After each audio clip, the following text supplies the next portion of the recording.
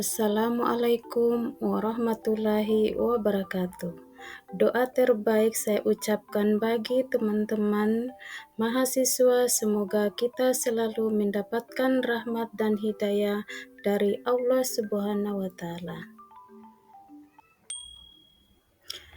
Hari ini kita akan membahas pendidikan agama Islam dan budi pekerti. Pembelajaran 9, materi tentang menerapkan Al-Kulliyatu Al-Hamsah dalam kehidupan sehari-hari.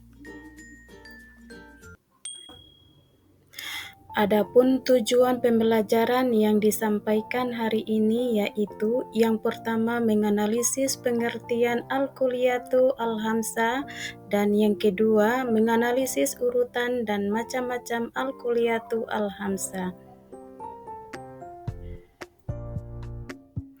Adapun pengertian dari Al-Kulliyatu Al-Hamsah, kata Al-Kulliyatu Al-Hamsah terdiri dari dua kata yaitu Al-Kulliyatu dan Al-Hamsah. Al-Kulliyatu artinya prinsip dasar, sedangkan Al-Hamsah berarti 5. Jadi, Al-Kulliyatu Al-Hamsah berarti 5 prinsip dasar hukum Islam. Dalam istilah usul fikih, kata Al-Kulliyatu Al-Hamsah sering disebut dengan maqasid Al-Hamsah atau 5 tujuan dan Al-Daruriyat Al-Hamsah atau 5 kepentingan yang vital. Maka dapat disimpulkan bahwa Al-Kulliyatu Al-Hamsah berarti 5 prinsip dasar hukum Islam yang bertujuan mewujudkan kemaslahatan atau al-maslahat. Dan apabila hal ini tidak ada, maka akan muncul kerusakan atau mafsadat. Adapun urutan dari Al-Kulliyatu Al-Hamsah adalah menurut Imam Al-Ghazali berpendapat bahwa urutan Al-Kulliyatu Al-Hamsah adalah yang pertama menjaga agama atau hifzu al-din, yang kedua menjaga jiwa atau hifzu al-nafas, yang ketiga menjaga akal atau hifzu al-akal, yang keempat menjaga keturunan atau hifzul an-nasal, yang kelima menjaga harta atau hifzu al-mal. Urutan yang dikemukakan oleh Imam Al-Ghazali inilah yang paling disepakati oleh mayoritas ulama fikih maupun usul fikih. Macam-macam Al-Kulliyatu Al-Hamsah. Yang pertama adalah menjaga agama atau hifzu al-din. Agama merupakan pokok dari segala alasan mengapa manusia hidup di dunia ini.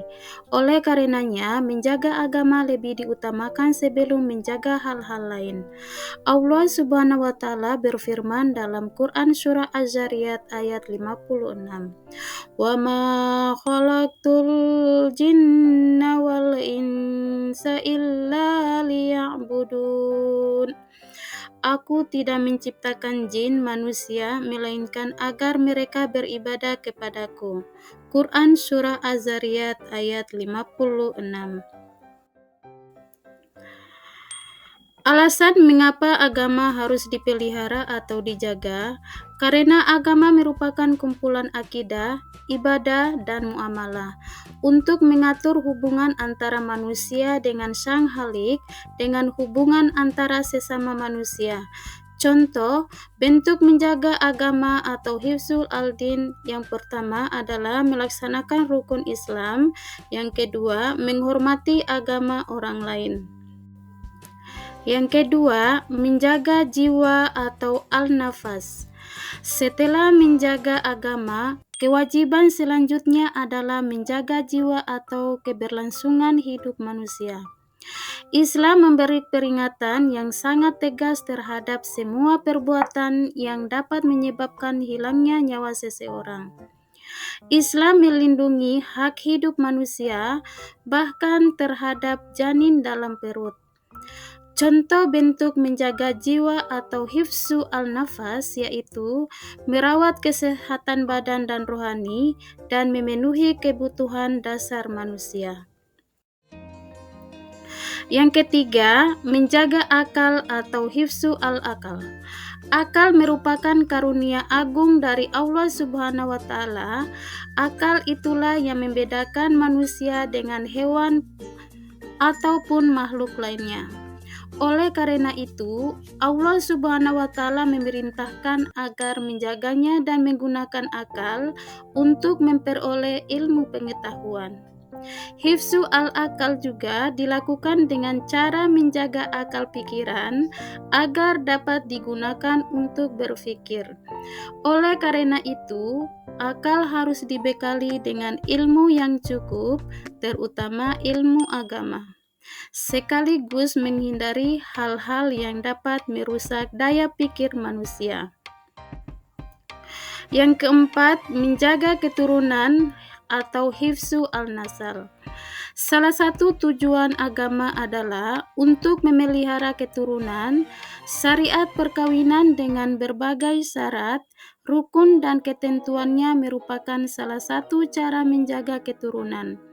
Oleh karena itu, Islam melarang perzinaan dan menganjurkan pernikahan. Nabi Muhammad SAW memerintahkan untuk menikah sebagaimana dalam sebuah hadis. Wahai para pemuda, barang siapa di antara kalian yang mampu menikah, maka menikahlah, karena menikah lebih dapat menahan pandangan dan lebih memelihara kemaluan. Dan barang siapa yang tidak mampu, maka hendaklah ia berpuasa, karena puasa dapat menekan syahwatnya. Hadis riwayat Bukhari. Dan yang terakhir adalah yang kelima, menjaga harta atau hifzu al-mal. Melalui kepemilikan harta, seseorang bisa bertahan hidup ataupun hidup layak dan dapat melakukan ibadah dengan tenang. Maka dari itu, Islam sangat memperhatikan masalah harta benda untuk menopang kehidupan manusia. Allah Subhanahu wa Ta'ala memerintahkan umatnya untuk bekerja mencari rezeki yang halal. Islam melarang semua bentuk kecurangan dalam memperoleh harta benda, seperti mencuri, menipu, riba, korupsi, memonopoli produk tertentu, ataupun tindakan tercela lainnya. Demikian tadi video pembelajaran tentang menerapkan Al-Kulliyatu Al-Hamsah dalam kehidupan sehari-hari. Semoga kalian dapat memahaminya ya dan dapat menambah keimanan. Tentunya masih banyak kekurangan dalam video ini. Terima kasih. Wassalamualaikum warahmatullahi wabarakatuh.